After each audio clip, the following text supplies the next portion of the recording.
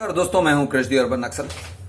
दोस्तों आज मैं जो बात करने जा रहा हूं वो खास उन लोगों के लिए है जो रीसेल प्रॉपर्टीज खरीदना चाहते हैं, क्योंकि मैं कुछ ऐसी बातें समझाने जा रहा हूं कि मार्केट प्राइस क्या होता है और मार्केट प्राइस को आप कैसे तय कर सकते हो या कैसे भांप सकते हो। क्योंकि अगर आपको लगता है कि मार्केट प्राइस ऐसा है, एक लेवल ग्राउंड है, तो लेवल ग्राउंड नहीं है, वो ऐसा है, जिगजैग है। It has peaks, it has troughs, कभी बहुत ऊपर कभी बहुत नीचे। और मैं टाइम के हिसाब से नहीं कह रहा हूं, मैंने ऐसे प्रॉपर्टीज देखे हैं जहां पे सेम बिल्डिंग में एक ही प्रॉपर्टी, एक ही यानी टाइप की प्रॉपर्टी, समझो 850 स्क्वायर फीट के दो फ्लैट्स, एक ऊंचाई पर है, एक नीचे है, एक 17th फ्लोर पे है, एक 3rd फ्लोर पे है या 5th फ्लोर पे है। 3rd फ्लोर और 5th फ्लोर वाला जो है वो 60 लाख रुपीस ऊपर वाले से ज्यादा एक्सपेंसिव है। इसका 2,40,000, उसका 3 lakh. Same building, same property, okay, same type of property. क्यों इतना बड़ा फर्क आता है मैं आपको समझाता हूं। और ऐसे फर्क जो रहता है उससे आप कमा सकते हो, उसके वो आपको एक एडवांटेज देता है। दोस्तों जो लोग मार्केट में ट्रेडिंग करते हैं वो हमेशा ये टाइप के ग्राफ के सर्च में रहते हैं कि कहां पर प्राइस मूवमेंट है। जहां पर प्राइस मूवमेंट है तो वो रेंज, नीचे का रेंज और ऊपर के रेंज में जो ये होता है ना, फासला होता है, वो उनको फायदेमंद दिखता है। तो ये जो मैं आपको समझाने जा रहा हूं रीसेल मार्केट में जिगजैग्स के बारे में। अब जिगजैग्स जो हैं मैं टेम्पोरल टाइम के हिसाब से नहीं कह रहा हूं, मैं स्पेशल के हिसाब से कह रहा हूं। यानी एक ही स्पेस के अंदर एक नीचे हो सकता है, दूसरा ऊपर हो सकता है, एक ही जगह पर, एक ही स्थान पर, एक ही नेबरहुड में, एक ही बिल्डिंग में, एक ही टावर में, या एक ही टाइप के टावर्स में, एक ही प्रोजेक्ट में। किस तरह से आपको भारी प्राइस डिफरेंस मिल सकता है, और अगर नहीं मिला तो किस तरह से आप ये प्राइस डिफरेंस जनरेट कर सकते हो। यानी आपको कोट किया जाएगा ये, और आप ट्रेड करोगे इस रेट पर। तो कैसे यहां से यहां प्राइस का जो करेक्शन लाना है वो कैसे लाना है, किस टेक्निक से लाना है, मैं इसके बारे में बात करने जा रहा हूं। लेकिन दोस्तों इससे पहले मैं एक और बात आपको समझाना चाहता हूं। दोस्तों मेरी रीसेल जो लोग फ्लैट्स बेच रहे हैं उनसे दुश्मनी नहीं है, इनफैक्ट क्वाइट द ऑपोजिट। क्योंकि मैं चाहता हूं कि रीसेल प्रॉपर्टीज बिके, भारी मात्रा में बिके, सबसे ज्यादा बिके, बिल्डर के जो अंडर कंस्ट्रक्शन प्रोजेक्ट्स है उससे कई ज्यादा बिके, जो कि आजकल नहीं हो रहा है। तो एक मैंने दोस्तों रीसेल, जो लोग रीसेल फ्लैट्स करना यानी अपने फ्लैट सेल करना चाहते हैं, उन्होंने अपने ब्रोकर के साथ ट्राई कर लिया होगा 6-8 महीने से या 1-2 साल से, अगर ब्रोकर को बोल के रखा है लेकिन फ्लैट नहीं बिक रहा है, मैं आपसे कहता हूं दोस्तों आप मेरे चैनल से ट्राई करिए। और मैं पैसे नहीं लूंगा आपसे, एक पैसा नहीं लूंगा, मुझे नहीं चाहिए आपके पैसे। मैं चाहता हूं कि आप फ्लैट बेचो, आप फ्लैट बेचो। मैं मेरा प्लेटफॉर्म आपको दे रहा हूं कि आप छोटा सा एक वीडियो बनाइए अपने फ्लैट के बारे में। आप 1 वीडियो बनाए, 2 वीडियो बनाए, 10 वीडियो बनाए, मैं पब्लिश करूंगा। अपने फ्लैट के बारे में आप वीडियो बनाइए, मैक्स टू मैक्स डिटेल्स दीजिए, उसका स्टेटस दीजिए कि वो अंडर मॉर्गेज है, आपका लोन चल रहा है, नहीं चल रहा है, उसकी ओनरशिप आपके खुद की है या जॉइंट ओनरशिप है बिटवीन द फैमिली मेंबर्स, उसका कोई अगर एनकम्बरेंस है किसी और तरह के, सोसाइटी के ड्यूज हैं, ओके, सोसाइटी किस तरह का है, उसका डिस्क्रिप्शन दीजिए, टावर कितना बड़ा है, कितना छोटा है, कितने साल का है, पुराना है, वगैरह वगैरह वगैरह। यानी all the details that are needed. Parking के साथ में है या नहीं है, पार्किंग है तो कितना, किस डायमेंशन का पार्किंग है, ओपन पार्किंग है, क्लोज पार्किंग है, बेसमेंट पार्किंग है, स्टिल्ट पार्किंग है, पोडियम पार्किंग है, स्टैक पार्किंग है, जो भी हो, जैसा भी हो। आपने अभी अभी घर को पेंट करवाया या पुराना पेंटिंग है, 5 साल पुराना पेंटिंग है, जो भी है, आप अपने फ्लैट का डिस्क्रिप्शन दीजिए। मैं उस फ्लैट के डिस्क्रिप्शन को मेरे YouTube चैनल, इसी चैनल पे अपलोड करूंगा। आपको जो कस्टमर्स मिले वो आपके, आप नेगोशिएट कर लीजिए। मेरे यहाँ बहुत सारे बायर्स आते हैं मेरे मेरे मेरे चैनल पर। आजकल का मैं रेट ये कहूँ, ट्रैफिक कहूँ तो 30,000 लोग आज के दिन मेरे चैनल पे आए और देख के गए आज के दिन। तो यानी आप सोच सकते हो, कभी कभी वो 30 का 50 भी हो जाता है, 60 भी हो जाता है, 1 लाख भी हो जाता है, और कभी कभी कम होके 5,000 भी हो जाते हैं, लेकिन ट्रैफिक है। आप जेन्युइन कस्टमर्स, जेन्युइन बायर को एंटरटेन करिए। मैं आपसे कहता हूं, आप अगर ब्रोकर को एंटरटेन करना चाहते हो तो करिए। मेरा मानना है कि ब्रोकर्स एक वैल्यूएबल सर्विस देते हैं, लोगों को गुमराह कर रहे हैं आजकल, नहीं होना चाहिए। लेकिन फिर भी मेरा मानना है कि ब्रोकर्स इस इकोसिस्टम के एक बहुत ही इंपॉर्टेंट हिस्सेदार हैं। और मैं चाहता हूं कि अगर कोई ब्रोकर भी हो जिसके पास रीसेल प्रॉपर्टीज हो, तो वो बंदा, वो ब्रोकर मेरे चैनल के थ्रू अपनी एडवर्टीजमेंट करे, जो रीसेल प्रॉपर्टीज है उसको डिस्क्राइब करे। अगर वो ऑनेस्ट डीलिंग करेगा तो उसका मैं कभी कुछ भी नहीं बिगाड़ूंगा। हाँ, अगर उसने गलत डीलिंग किया, कस्टमर को बाटली में उतारा, तो उसके धजिए उड़ा दूंगा, वो भी मैं कह देता हूं, नाम के साथ धजिए उड़ा दूंगा। फिर कर लो जो करना है, डिफेमेशन केस करना है तो कर लो। ये प्लेटफॉर्म पे आप रीसेल कर सकते हो। अब चलिए हम बात करते हैं कि रीसेल प्रॉपर्टी की वैल्यू क्या होती है। तो रीसेल प्रॉपर्टी की वैल्यू, पहली बात, कुछ लोगों ने कहा Krish, stamp duty ready reckoner में देख के या आईजीआर वेबसाइट पर जाके आप अगर ये अग्रीमेंट्स खोलते हो तो अग्रीमेंट्स में आपको पता चलेगा कि अग्रीमेंट वैल्यू क्या है इस एरिया में, इस टावर में, वगैरह वगैरह। तो वो आपको एक प्राइस असेसमेंट दे देता है, एंड दैट इज करेक्ट।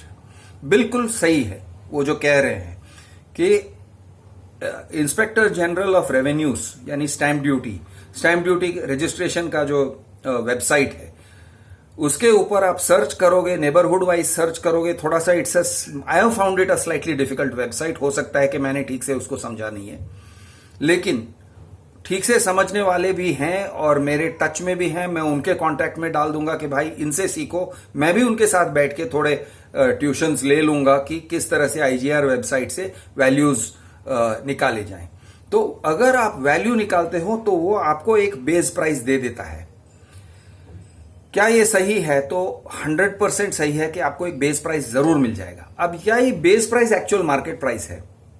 तो मेरा मानना है, मेरे एक्सपीरियंस के हिसाब से, मुंबई की बात कर रहा हूं, कि आईजीआर वेबसाइट में कई तरह के एग्रीमेंट के वैल्यूज मिलते हैं। कुछ एग्रीमेंट्स ऐसे होते हैं जहां पे 100% चेक से पेमेंट किया गया है, तो करेक्ट प्राइस मिलेगा आपको। कुछ एग्रीमेंट्स ऐसे भी होते हैं, स्पेशली रीसेल में कैश चेक ट्रांजैक्शन होता है। मैं भी कहता हूं नहीं होना चाहिए, लेकिन होता है। और अगर कैश चेक ट्रांजैक्शन हुआ तो सिर्फ चेक वाला हिस्सा जो है वो आपको रेडी रेकनर रेट के हिसाब से बनाया जाएगा। यानी अगर रेडी रेकनर कहता है कि ये इस एरिया में आजकल in the year 2000 as per 2020 और या 21 या 22 के जो रेट्स हैं 1 करोड़ रुपीस के हिसाब से हो रहा है, तो और उसके हिसाब से उन्होंने एग्रीमेंट बनाया और स्टैंप ड्यूटी भरे हैं ऑन 1 करोड़, संभव है कि they may have taken 80,000 rupees in cash and they may not have paid any stamp duty. 80,000 नहीं कह रहा हूं, 80 लाख रुपीज इन कैश। तो आप कहोगे यार 80 लाख रुपीज का कैश ट्रांजैक्शन होता है? मैं कहता हूं होता है, ऐसे होता है। मैंने होते हुए देखा है, महसूस किया है, होता है। तो 80 लाख रुपीस अगर किसी ने दे दिए और यहां पे उन्होंने सिर्फ 1 करोड़ का दिखाया क्योंकि उनको स्टैंप ड्यूटी बचाना था, तो वो एक्चुअल वैल्यू रिफ्लेक्ट नहीं करेगा। अब ये जो अमाउंट है, difference between actual value and stamp duty paid value, ये अमाउंट में थोड़ा बहुत वेरिएशन या काफी बहुत वेरिएशन हो सकता है। थोड़ा बहुत नहीं, काफी बहुत भी वेरिएशन हो सकता है। यानी मैं कहता हूं कि स्टैंप ड्यूटी में only show 60% of the true value. ये भी हो सकता है कि इट में show 90% of the true value या 95% ऑफ द ट्रू वैल्यू, और इट में show the entire true value. तो ये एक अच्छा इंडिकेटर है, बात सही है।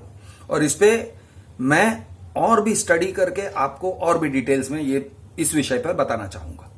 खैर, ये हुआ स्टैंप ड्यूटी रजिस्ट्रार के यहां का वैल्यू, लेकिन ये आपको it is only showing you one kind of value. अब मार्केट वैल्यू क्या है?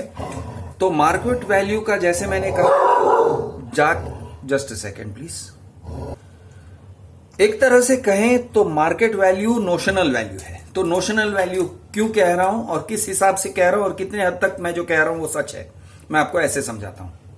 एक तालाब है, तालाब में पानी का लेवल है, तो तालाब में पानी का लेवल समर में समझ लो कि इतना होता है और मॉनसून के बाद समझ लो कि इतना ऊपर उठ जाता है। तो समर में ये वैल्यू, ये लेवल रहता है, बारिश आने के बाद लेवल बढ़ जाता है। लेकिन पानी का लेवल एक ऐसे नहीं रहता है, मिरर फिनिश शीट जैसे नहीं रहता है पानी का सरफेस। पानी का सरफेस हमेशा ये होता है, ऊपर नीचे ऊपर नीचे ऊपर नीचे, वेव्स चलते हैं। तो हो सकता है कि समर में वैल्यू लेवल इतना है लेकिन हवा ज्यादा चली तो ऐसे होगा, और मॉनसून में लेवल ये है और हवा ज्यादा चली तो ऐसे होगा। ठीक है, तो हो सकता है कि आप मॉनसून में भी यहां पे आप ट्रांजैक्शन कर सकते हो सकता है कि आप समर में भी आप यहां पर ऊपर ट्रांजैक्शन करते हो, यानी कि when the market prices are low then also you bought at a high price, और when the market prices are high then also you are able to buy at a low price. तो ये होता है market. अब कुछ समझ में आ रहा है, आई होप। दो लेवल्स हैं, दो बेसिक लेवल्स हैं, लेकिन फिर उसके वो लेवल के अंदर ऊपर नीचे होते हैं। इस तरह से चलता है मार्केट। अब ये जो ऊपर नीचे मैं जो डिस्क्राइब कर रहा हूं, एक तो टाइम के साथ, समय के साथ ऊपर नीचे होता है। समय के साथ ऊपर नीचे होना एक बात है, लेकिन एक ही जगह पे, एक ही बिल्डिंग में, एक ही टावर में हो सकता है कि आपको एक यहां पे मिलेगा और एक यहां पर मिलेगा। यानी not through time but through space, in the same और सिमिलर स्पेस। एक जगह यहां ये फ्लैट है जो आपको 1 करोड़ पे मिल रहा है, और ये फ्लैट है जो आपको 1.25 में मिल रहा है या 1.3 में मिल रहा है। क्यों इतना फर्क है? इतना फर्क क्यों है? अब आपको एक्सप्लेन करता हूं कि इतना फर्क क्यों और कैसे आ सकता है, और बहुत आसानी से आ सकता है, बहुत इजीली आ सकता है।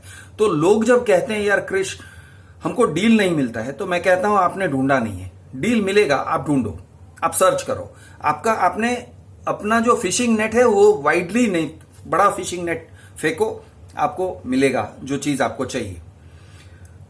You have not cast your net wide enough, that is the expression. ठीक है, अब मैं आपको समझाता हूं कि ये और ये एक ही बिल्डिंग में कैसे हो सकते हैं। एग्जाम्पल दे रहा हूं। एक बिल्डिंग ले लो जहां पे flat number 604 is available at the rate of 1 crore. उसी बिल्डिंग में 1.3 crore, let us call this 204, यानी फ्लोर राइज का भी मामला नहीं है, लेकिन 204 सेकेंड फ्लोर पे है, इससे नीचे है, लेकिन उसका प्राइस 1.3 है। ऐसा क्यों? कई सारे कारण हो सकते हैं। एक ये कारण हो सकता है, ये बंदा जो है ये शिफ्ट करना चाहता है, ये घर बेच के दूसरा घर लेना चाहता है, उसके ऊपर टाइम प्रेशर है। वो घर बेचना चाहता है और जल्दी से बेचना चाहता है ताकि वो पैसों को लेके दूसरा घर ले सके, और समझ लो वो जा रहा है हैदराबाद, मुंबई में है, हैदराबाद जाना चाहता है। वो अपनी फैमिली को रिलोकेट करना चाहता है। क्यों? क्योंकि उसने ऑलरेडी वहां पे जॉब ले लिया है और वहां पे जॉब कर रहा है, और अच्छी नौकरी लगी है, गुड सैलरी, हाई सैलरी। अब उसको पड़ी नहीं है कि मुझे 1.1 मिले, 1.2 मिले या 1.3 मिले। उसके दिमाग में बैठ गया कि 1 में मेरा फ्लैट बिकेगा, और ब्रोकर ने कह दिया है कि सर आपको जल्दी बेचना है तो चलो 1 करोड़ के रेट पे बेच दो। वो 1 करोड़ पे बेचने निकलेगा, और आप अगर डील करोगे तो 1 2 3 करेगा। वो कहेगा साहब मैं चाहता हूं कि 15 दिन के अंदर हमारा डील समाप्त हो जाए, जो भी करना है 10-15 दिन में मैक्स टू मैक्स कर लो। अगर आपके पास पैसे की तैयारी है, अगर आपके पास लोन लेकर अब पैसे देने की या लोन का अप्रूवल लेटर आप लेके घूम रहे हो, तो आप इजीली इसके साथ डील कर सकते हो और 1 करोड़ में हो जाएगा। अब ये 1.3 करोड़ वाले बंदे की बात करते हैं। 1.3 करोड़ वाला बंदा ऐसे हो सकता है कि उसने लिया था ये फ्लैट सिर्फ 2 साल पहले लिया था और उसने 1.25 में फ्लैट लिया था। अब वो बेचना चाहता है 1.3 में। 1.3 में क्यों? वो कह रहा है यार 1.25 में मैंने लिया था, कुछ तो मुझे मिले जिससे लोग मुझे बेवकूफ ना समझे। तो उसकी मेंटल लेवल है कि 1.25 इज द बॉटम। अगर कोई उससे कहेगा कि आप 1.1 में बेचो, वो कहेगा पागल हूं क्या, मैं तुमको पागल दिखता हूं क्या, वो नहीं बेचेगा। लेकिन ये आदमी जो 1 पे बेच रहा है उसका साइकोलॉजी क्या है ये समझिए। हो सकता है उसने 90 या 80 या 70 में लिया हो, उसने 70 में सेम फ्लैट लिया होगा। अब आप कहते हो क्रिश इसने 1.25 में लिया और इसने 70 में लिया, ये कैसे, ये फर्क कैसे? तो मैं आपको बताता हूं। ये बंदे ने जो लिया, जो 1 करोड़ में बेचना चाहता है, वो बंदे ने लिया था इन द ईयर 2013। ये बंदे ने लिया है इन द ईयर 2019 या 20 या 21। ये बंदा अब बेचना चाह रहा है, लेकिन वो सस्ते में नहीं बेचेगा। वेयर एज दिस गाय, वो कहता है यार मैंने लिया था तब मैंने 70 में लिया था, अब मैं 1 CR में बेच रहा हूं, मैं रह चुका हूं, मैं घर का मजा ले चुका हूं, अब मुझे जरूरत है, मैं हैदराबाद शिफ्ट हो गया हूं, मैंने ऑलरेडी वहां पे एक फ्लैट देख के रखा है, मेरी फैमिली को रिलोकेट करना चाहता हूं, मेरी सैलरी अच्छी मिल रही है, I want my wife and children to be there with me. तो हो गया ना, सिंपल सी बात है। यह आदमी आपको बेचेगा 1 CR में, यह आदमी 1.3 में भी खटपट करेगा, शायद नहीं बेचेगा 1.3 में, उसका वो डील चेंज करेगा। जैसे आप 1.3 के लिए तैयार हो गए, बोलेगा नहीं यार सॉरी यार, छोड़ यार नहीं मजा आ रहा है, क्योंकि उसका मन कह रहा है यार 1.25 से 1.3 ये कौन सी बड़ी बात की मैंने। तो वो 5 लाख से ज्यादा चाह रहा है कि वो उसका परसेप्शन है, उसकी सिचुएशन है। ये एक सिचुएशन मैंने बताया। दूसरा मैं सिचुएशन बताता हूं। कुछ इन्वेस्टर्स ऐसे हैं कि उनके पास पैसों का स्रोत है, एक फ्लो है, एक फ्लड की तरह फ्लो है। अब दोस्तों आप कहोगे यार फ्लड की तरह फ्लो कैसे हो सकता है? मैं आपको समझाता हूं। मैं एक ऐसे बंदे को जानता हूं जो डॉक्टर है, वेटरनरी डॉक्टर, वो भी जानवरों का डॉक्टर है। वो जानवरों का डॉक्टर लेकिन फाड़ के पैसे लेता है। मुंबई में बोरीवली में है, उसके साथ बात कर चुका हूं। फाड़ के पैसे लेता है वो, ऐसे भी पैसे नहीं लेता है, वो फाड़ के पैसे लेता है। और जानवरों का बहुत अच्छा इलाज होगा ये भी बात नहीं है, कभी अच्छा होगा कभी नहीं होगा, कभी ही इज वेरी डेंजरस, घातक है वो। फाड़ू पैसे लेता है। अब उसके पास मैं समझता हूं हर रोज घर जाने के टाइम पे नहीं तो उसके जेब में 30 या 50 हजार होगा ही होगा, उससे ज्यादा होगा। 1 लाख होगा तो मुझे कोई ताज्जुब नहीं है, 2 लाख होगा तो भी मुझे कोई ताज्जुब नहीं है। ऐसे कई सारे सर्जन्स हैं, 3 ऑपरेशन करके निकल लेते हैं। कार्डियक सर्जन है, किडनी सर्जन है वगैरह। हर एक ऑपरेशन का 1 लाख 2 लाख हो गया, उनका दिन का 6 लाख।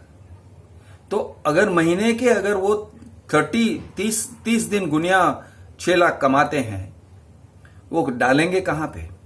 कहीं तो डालना है। तो वो सोचते हैं चलो यार एक काम करते हैं, एक गोदरेज का फ्लैट ले लो, एक रुनवाल का फ्लैट ले लो, एक लोधा का फ्लैट ले लो, एक सो एंड सो का फ्लैट ले लो, XYZ। क्योंकि उनकी मेंटालिटी वैसी है, उनके पास वैसा फंड फ्लो है। और वो अगर लेते हैं अंडर कंस्ट्रक्शन में तो बुरा क्या है, उनके लिए ठीक है। वो लोग रिस्क ले सकते हैं, उनका पैसा भी वैसा ही है ना, उनके पैसे की वैल्यू भी उतनी ही है, तो वो रिस्क ले सकते हैं। वो सोचते रहते हैं कि मैं कहां डालूं, किस में डालूं। मैं हाई नेटवर्थ इंडिविजुअल हूं। हाई नेटवर्थ इंडिविजुअल के लिए बहुत सारे बकरे बनाने वाले भी मिल जाते हैं। By the way, high net worth individual का बकरा बनाने वाला एक पूरा मार्केट अलग है, और किसी दिन मैं उस पर भी जाऊंगा कि हाई नेटवर्थ इंडिविजुअल का बकरा कैसे बनता है। और बड़े बकरे बनते हैं, वो बकरे नहीं बनते, वो ऊंट और भैंस बनते हैं, वो बड़े जानवर हैं। Anyway, back to square one. तो अगर आपने वो टाइप के इन्वेस्टर को पकड़ा और वो इन्वेस्टर आज बेचने के मूड में है, वो कह रहा है यार मैंने बहुत सारा लोन ले लिया है और EMIs रिपे करने हैं, एक पर्सनल लोन लिया है, एक प्रोफेशनल लोन लिया है, बिजनेस लोन लिया है, क्रेडिट कार्ड लोन है, चलो यार ये लोन्स को क्लोज कर दिया जाए, चलो एक फ्लैट बेच देता हूं। अब वो लिक्विडिटी चाहता है, वो लिक्विडिटी चाहता है और उसके पास बहुत सारे फ्लैट्स हैं। अब वो बहुत ज्यादा सीरियस नहीं होगा जब आपके साथ नेगोशिएट कर रहा है, वो 1 2 3 करना चाहता है और उसको टाइम वैल्यू है कि भाई मुझे आज पैसे चाहिए, मुझे ये 1 महीने के बाद 20 लाख ज्यादा मिलेंगे उसका मुझे वैल्यू नहीं है, मुझे आज के आज पैसे चाहिए, मुझे आज टोकन करना है और 10-15 दिनों के अंदर मुझे पूरे के पूरे पैसे चाहिए और जिससे मैं कोई ना कोई काम करूं, चाहे वो दूसरा घर खरीदने का काम हो, चाहे वो एक पैथोलॉजिकल लैब सेटअप करने का काम हो या कोई पार्टनरशिप करने का काम हो, कुछ भी हो उसकी एक हाई प्रायोरिटी काम है, उसके लिए उसको पैसे चाहिए। वो आपको 1.2 करोड़ का फ्लैट आसानी से 1 पे आ जाएगा अगर आप कहते हो मैं टोकन करता हूं। वो कहेगा दे दे भाई, खत्म कर चल। उसकी मेंटालिटी कुछ और है। और एक बंदा, मैं आपको और एक मेंटालिटी समझाता हूं, जिनके बहुत सारे कर्जे हैं और लोन में दबे हुए हैं, उनका बिजनेस है, बिजनेस को बचाने के चक्कर में उन्होंने बहुत सारा लोन ले लिया है, इधर से कर्जा उधर से कर्जा, हर जगह से कर्जा, और उनको फोन्स आ रहे हैं, उनका फोन कंटिन्यूस बजता है, फोन ऑफ रखते हैं क्योंकि जैसे ही फोन ऑन किया तो बिज बिज बिज बिज चालू हो गया व्हाट्सएप मैसेजेस, तुम मेरा 50 लाख कब लौटा रहे हो, तुम मेरा 20 लाख कब लौटा रहे हो, तुम मेरा 5 लाख कब लौटा रहे हो। तो वो परेशान है आदमी।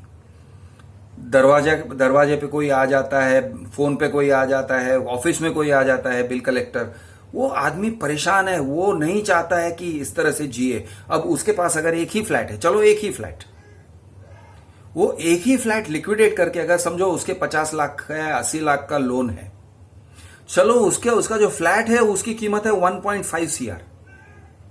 उसने ब्रोकर को बोल रखा है लेकिन कोई आया नहीं है अभी तक 1.5 CR लेके, ब्रोकर उसका काम कर नहीं रहा है।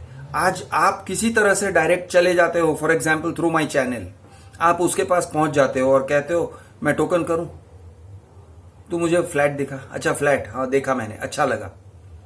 आप अगर अंदाजा लगा लेते हो, आपने ज्यादा फ्लैट्स देखे हैं, if you have seen many flats in that neighbourhood, आपको अंदाजा आ जाएगा ये फ्लैट कम से कम एक 1.3 1.4 का है। आज अगर ये बंदे को मैं डील करवा सकता हूं तो आपको अंदाजा लगाना पड़ेगा उसके बारे में, ये about A state of mind. कैसे? उससे बात करके, उससे बात करो। अगर वो कहता है देखो भाई मुझे 1 2 3 करना है, मुझे उतावल है, तो आप समझो अच्छा क्यों उतावल होगा, जरा देखो समझो, हो सकता है आप बैकग्राउंड चेक करो थोड़ा सा। जैसे ही आपको पता चला ये बंदा गरम है सो टू स्पीक, तो आप एक प्राइस बोल दो, देखो 1 CR आज के आज मैं टोकन कर दूंगा, वरना मुझे सोचना पड़ेगा, डैड से बात करना पड़ेगा, भैया से बात, चलो 1 CR done, okay done, sign, your deal is done, you won. ये हो सकता है, ये है मार्केट, ये है मार्केट प्राइस, ये है नेगोशिएशन, ये है बार्गेनिंग। मैं हूं आपका दोस्त कृष्ण अर्बन नक्सल। जय महाराष्ट्र, जय हिंद।